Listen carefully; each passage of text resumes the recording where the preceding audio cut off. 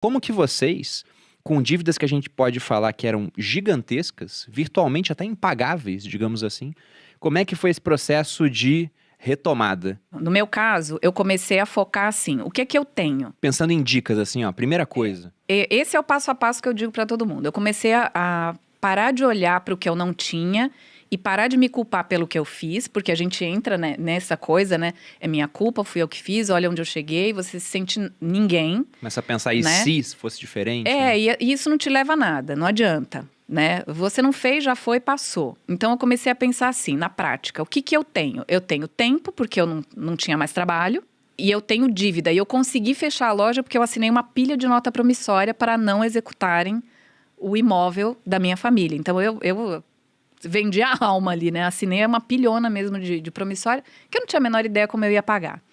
E aí eu falei, ok, o que que eu tenho? Tempo e dívida. Então eu vou estudar essas dívidas que eu tenho, eu vou aprender como é que elas funcionam, como é que elas chegaram nisso. Então eu ia negociando com cada fornecedor, então eu ligava, por exemplo, para a Malu, estava devendo para a Malu R$2.500. Então, geralmente o fornecedor falava assim, vamos passar isso para, já que você não sabe quanto você vai me pagar, vamos passar isso para $2.500 ou $1.800, $2.000, o que eu conseguia negociar, e aí você vai me pagando quando você puder. E o cara não tinha pressa, porque cada dia eu devia mais, né? Então foi uma forma, assim, de você partir de um princípio, porque eu tinha tanta dívida, devia para tanta gente que às vezes a pessoa ligava e dizia que eu estava devendo para ela, e eu nem tinha certeza se eu estava, se eu não estava e quanto era. Então eu peguei o que eu tinha. Peguei um caderno e comecei a anotar. O que eu devo? Eu devo tanto para o banco, eu tinha estourado 2 contas, né? Limite de conta, 5 cartões, eu devo para tal fornecedor. E aí eu fui para um passo 2. Qual é a consequência da minha dívida? Isso para quem está endividado é um passo a passo básico. Você tem que listar tudo que você deve, porque a gente se perde. A gente se perde, a gente não sabe para quem deve, quanto deve e se aquele valor é real. Porque as pessoas chutam, ainda mais hoje, o cara te liga e fala, você está devendo a 1.000 e não sei quantos dias, a tua dívida está em R$150 mil. Quando você vai ver, é 80, 70. Porque os caras chutam, né? Que loucura. Então, o que você tem que fazer? Tinha cora lá em cima já. Eu totalmente amadora com dívidas, veja assim. Eu É não verdade entendo esse nada. bilhete. Você tem que anotar para quem você deve, o valor original da sua dívida, essa é a dica. Qual é o valor original da sua dívida? Não é quanto o credor diz que você está devendo depois de um calhamaço de juro. Qual é o teu valor original? Quanto você devia lá atrás, antes da incidência de juro? 3 mil, 5 mil, 2 mil? Você tem que saber que valor é esse. O credor tem que informar por lei qual é o valor original da minha dívida. Segundo, qual é a memória de cálculo dessa dívida? O que é isso? Como essa dívida chegou ao valor que você disse que chegou? Então, se o seu valor original é 3 mil e o cara diz que você deve 18, como ele chegou? Qual é o cálculo que ele fez para chegar de 3 a 18? Você vai descobrir aí que você não deve 18. Que você deve muito menos. Então, você já começou a melhorar a tua situação. Outra coisa, negociar para chegar o mais perto possível do valor original da tua dívida. Isso eu aprendi numa época que não tinha internet, que não tinha nada disso. Então, eu fui pensando, como é que eu vou fazer isso, né? E eu dizia para a pessoa, olha, eu te devo 3, você está falando que eu devo 20. Eu tenho 2,5. Você quer? Você já era crédito podre, entre aspas, né? Era inadimplente. Era. O cara às vezes nem espera receber, ele dá um E o baita que no o pessoal desconto. me dizia? O pessoal falava assim, Patrícia, todo mundo quebra aqui no Brás. E ninguém paga ninguém. Quando você quebra, você vai embora. Você não paga ninguém, você some e recomeça a tua vida em qualquer lugar. Eu dizia... Foi aí que você mudou de nome, porque anteriormente era Daniela, né? E mudou pra Patrícia. Pois é. Eu dizia, não, eu sou a exceção, eu vou pagar. O pessoal dizia, imagina, a chinesada vai tudo embora. Eu dizia, eu não sou chinês, né, para começar, e eu vou pagar, eu vou ser a exceção, eu vou pagar todo mundo. E o pessoal ria, até os meus credores riam. Imagina que você vai pagar nada. Eu dizia, eu vou pagar. Então, eu comecei a trabalhar com o que eu podia, fazia tradução, fazia revisão de texto, qualquer coisa que aparecia, eu fazia. Pegava um pouquinho de mercadoria que tinha sobrado, saía com uma sacolada, assim, para vender. E nessa época eu fiquei muito doente, porque eu foquei tanto em pagar dívida que, assim, eu não reservava nada para minha própria subsistência. Então, a minha geladeira era água, não tinha nada.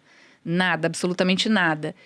Hoje eu tenho 48 quilos. Eu pesei 37. 37. que a Patrícia é bem 37. baixinha. É, eu tenho 1,70 55. Mas mesmo assim é nada. Era uma caveira. Então as pessoas inventavam que eu estava doente, que eu tinha a Patrícia pegou AIDS, a Patrícia tá usando muita droga, por isso que ela quebrou. Porque traficante tá atrás dela. Você falou que eu paguei vendendo drogas, as pessoas diziam, né? Ela tinha... Imagina, um dia eu tinha um Audi, naquela época era um carro muito caro, né? Em 2001. Eu tinha um Audi... Importado. Era importado, 0 quilômetro, né? O Ayrton Senna trazia para o Brasil, né? O grupo Ayrton Senna. Num dia eu tinha um Audi 0 quilômetro, lá que estava com seus 8 mil quilômetros. No outro dia eu não tinha dinheiro para pagar o ônibus para voltar para casa. Então, foi assim, uma perda muito grande. E as pessoas diziam, não, ela tinha aquele carrão porque ela vendia dorgas e não sei o quê. E agora ela tá, né, virou essa caveira porque ela usa crack. Usou todo o estoque. E assim, eu tinha fome, na verdade, né? Porque eu não comia mesmo. Eu não conseguia dormir, foi muito complicado. Mas eu fui negociando, fui pagando com o que eu tinha. O que eu tinha em casa eu oferecia. Eu me lembro que eu tinha uma esteira elétrica, sabe? Que aquelas que viram assim... suporte para qualquer coisa que você não usa. Então, eu negociava, eu dizia assim, olha, eu te devo R$1.000, eu tenho uma esteira aqui, eu paguei R$700, tá novinho, não sei o que, o cara aceitava. Então, só que você tem que vir buscar porque eu não tenho como entregar. Então, era assim que eu ia negociando. Em quanto tempo você pagou as dívidas? 11 meses e 20 dias. A custo de 12 quilos. A custo de 12 quilos. Assim, saúde. Eu dizia, eu não vou fazer outra coisa na minha vida... que não seja pagar uma dívida por dia ou negociar uma dívida a cada dia. E aí eu fui entendendo o que era a dívida, o que era a consequência do não pagamento daquela dívida, porque às vezes você fala assim, o que eu faço? Eu pago a dívida mais cara? Eu pago a dívida mais alta? Ou eu começo pela mais barata? Eu digo assim, você tem que enxergar qual é a tua dívida e qual é a consequência. Porque, por exemplo, uma conta de luz que eu não pago, a consequência é muito grave. Eu vou ficar sem luz.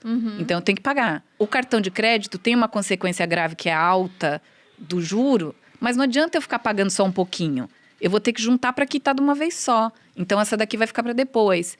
E aí, eu ia analisando dessa forma as dívidas. Eu fui entendendo como é que as coisas funcionavam. Eu fui negociando, eu entendi que a dívida era um produto que eu tinha. Eu perdi a vergonha, porque você fica muito envergonhado, né? Então, eu perdi a vergonha. Eu digo, gente, a minha dívida é um produto, ela tem um valor. Então, eu vou negociar esse valor.